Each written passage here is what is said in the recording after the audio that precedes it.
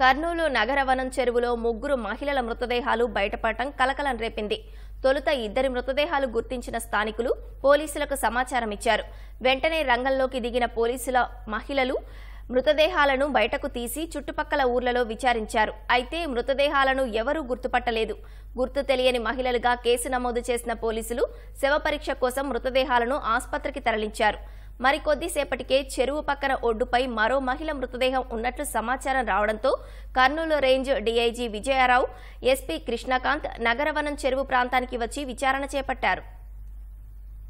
ఈ రోజు ఉదయం అరౌండ్ మనకు 8 గంటలకి ఇక్కడ 2 అన్నోన్ ఫిమేల్ డెడ్ బాడీస్ ఇక్కడ నగరవనం ఈ పాండ్లో తేలియాడుతున్నట్టు మనకు ఇన్ఫర్మేషన్ వచ్చింది. సో ఆ డెడ్ బాడీస్ని మనకి ఇప్పుడు కర్నూలు మెడికల్ హాస్పిటల్లో ఆల్రెడీ మనం పోస్ట్మార్టం కోసం అక్కడ ఇవ్వడం జరిగింది. దాని తర్వాత అరౌండ్ మళ్ళీ మనకు 10:30 అరౌండ్ ఒక టైంలో మూడొక ఫిమేల్ డెడ్ బాడీ మనకు దీనికి అరౌండ్ ఒక 1 కిలోమీటర్స్ డిస్టెన్స్లో గట్టు మీద ఉన్నట్లు కూడా ఒకటి మనకు సమాచారం రావడంతో మనం అక్కడికి వెళ్ళడం జరిగింది. ప్రజెంట్ మనం ఇన్వెస్టిగేషన్ చేస్తున్నాం. అసలు ఇది సూసైడా లేకుంటే ఆత్మహత్య చేసుకున్నారో ఎవరైనా ఏదైనా ఇంటెన్షనల్గా చంపారనే దాని గురించి మనం యాక్చువల్గా ఇన్వెస్టిగేషన్ అనేది స్టార్ట్ చేయడం జరిగింది. సో మనకు పోస్ట్ మార్టం తర్వాత బాడీ మీద ఎలాంటివి ఏమైనా ఉన్నాయనేది ఇంక్వెస్ట్లో మనకు మొత్తం డీటెయిల్స్ తెలుసుకున్న తర్వాత మనం ఫర్దర్ బేస్డ్ ఆన్ దట్ మనం ఫర్దర్ ఇన్వెస్టిగేషన్ అవన్నీ చేయడం జరుగుతుంది.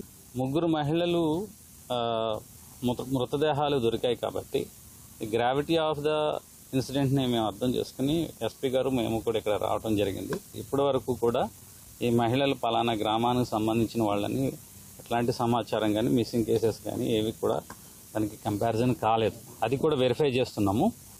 వెదర్ ఇట్ ఈజ్ యాక్సిడెంటల్గా జరిగిందా లేదా మర్డర్ జరిగిందా అనేది అనే యాంగిల్లో 2 యాంగిల్స్లో మేము వెరిఫై చేస్తాం. Additional SP and DSP rank officers PME చేసేటప్పుడు అక్కడ ప్రజెన్స్లో ఉండి ఏదైతే ఈ డాక్టర్స్ ఇచ్చే అడ్వైజర్స్ ప్రైమరీ రిపోర్ట్ ఉందో దాన్ని బేస్ చేసుకుని మేము కేసులో పురోగతి సాధిస్తాము, ముందుకెళ్తాం. Thank you.